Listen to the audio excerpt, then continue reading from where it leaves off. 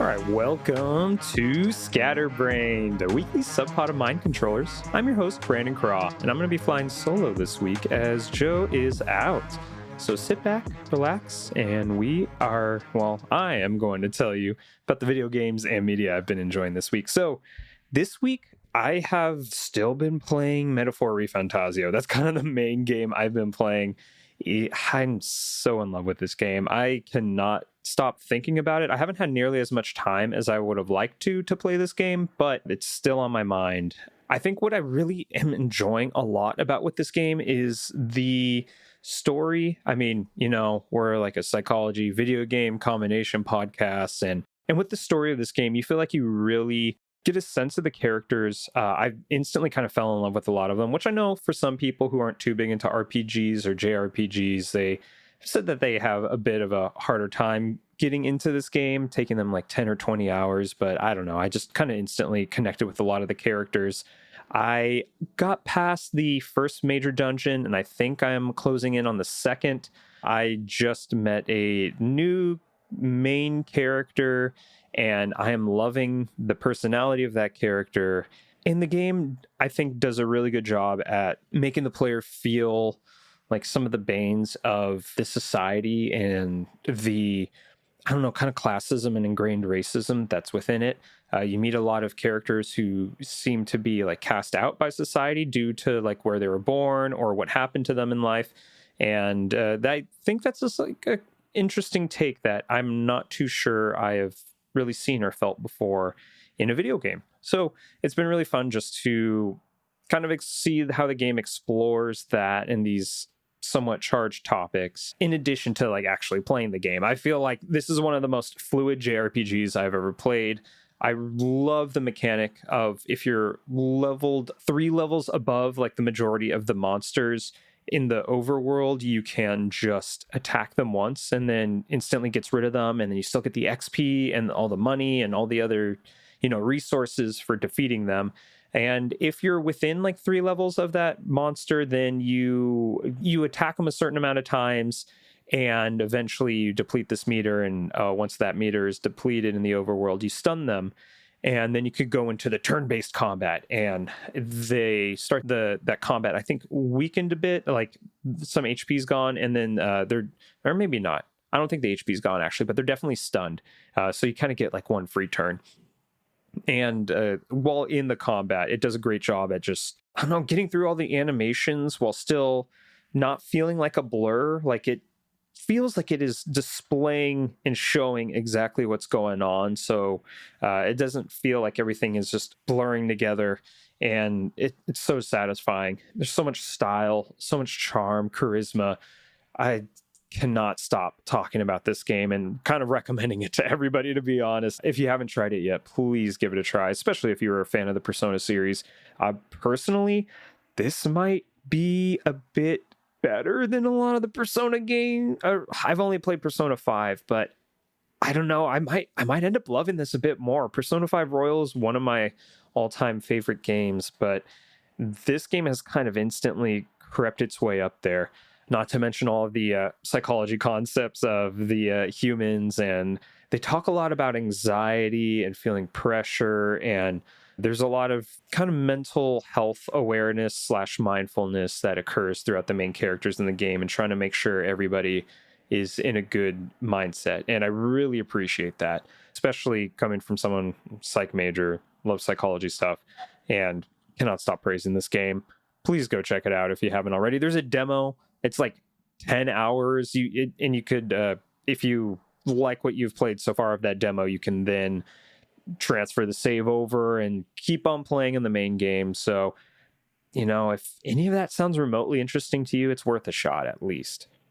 I actually just realized, I also started up for the first time with my partner, Cult of the Lamb. Now, that game is a little bit of dungeon crawling, roguelike dungeon crawling, but mostly a life/farming sim, because you play as the like a pariah of this evil god, and he wants you to start this cult on his behalf, and then you start the cult, and then you have to like find some minions and like rescue some minions while you're going through the dungeons, and then they get transferred to your farm slash, I guess it's a farm just out in the middle of the woods, and you kind of convert them. This game has been out for a while now, but they are still updating it every now and then. Maybe they're done now, because I don't recall there being a big update that happened recently. But they also added a co-op mode where you could pretty much just play the game co-op.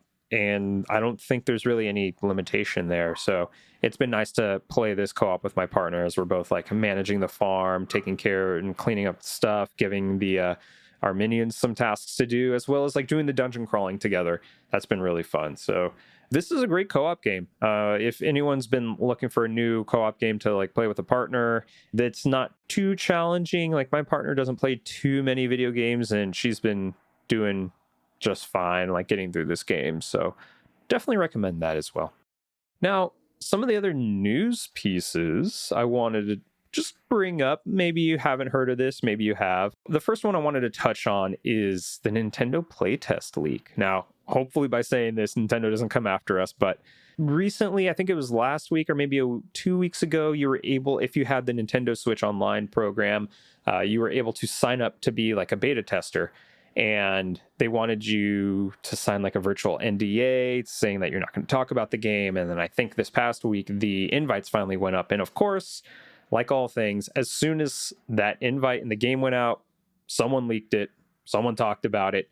And now we have a decent idea of what that playtest is about. It kind of seems like an MMO light kind of game with a bit of like, I've heard it described as Roblox. I know there's a lot of like constantly online social features, something to do with like world building, almost like a big sandbox, and you're like building the world together.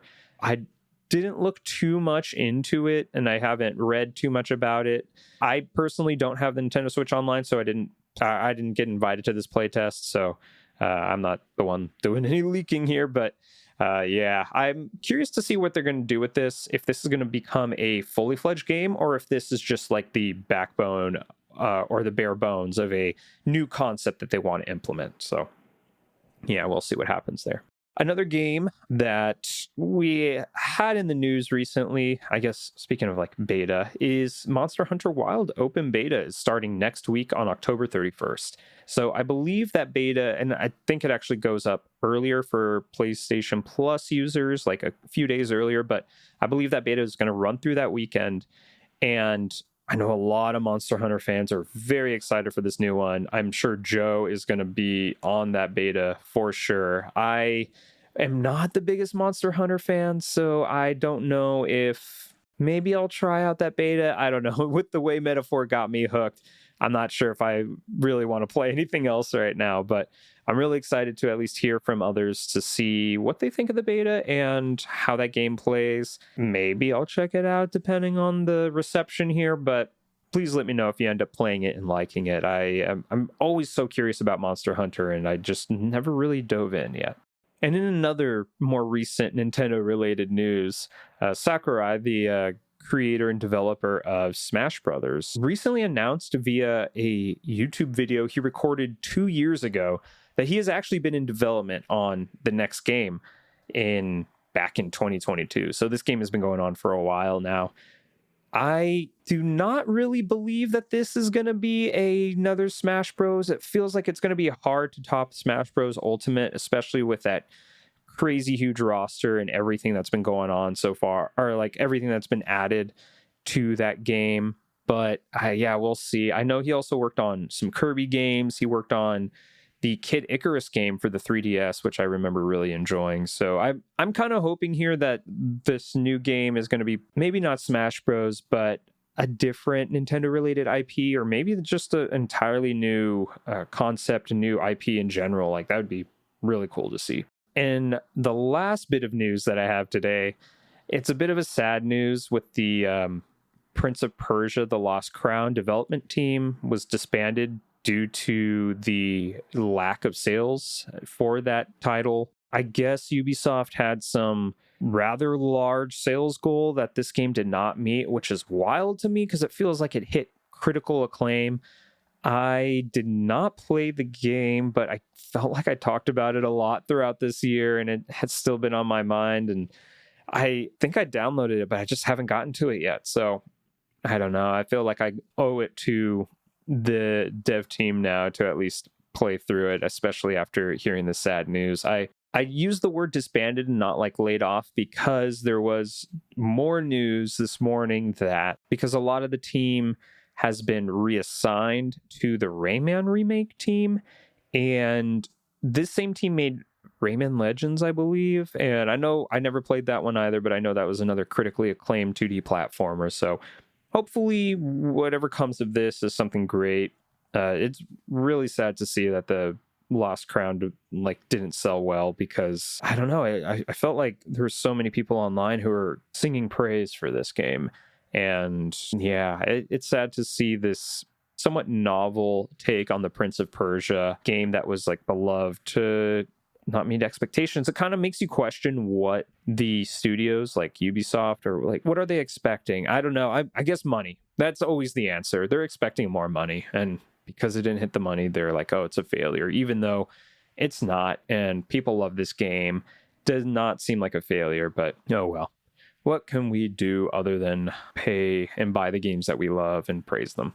Feels like we did all we could here. So just doing my job, talking about it and bringing everyone's attention to that right now. So anyways, I'm going to keep this one short, especially since I don't have Joe here. And yeah, I've got a Dune 2 screening to get to later tonight, but I hope you all take care of yourself. And, be sure to rate, review the podcast, whatever listening app you're using. Follow us on Instagram, YouTube, and Twitch. And if you have the means to do so, subscribe to our Patreon. It's just $2 a month, and it keeps us going and doing what we're doing here. But yeah, everyone, I hope you have a great weekend. I hope you take care of yourselves. Hug a loved one. Tell a loved one you love them. And we're going to see you again next week. So take care, everybody. Bye.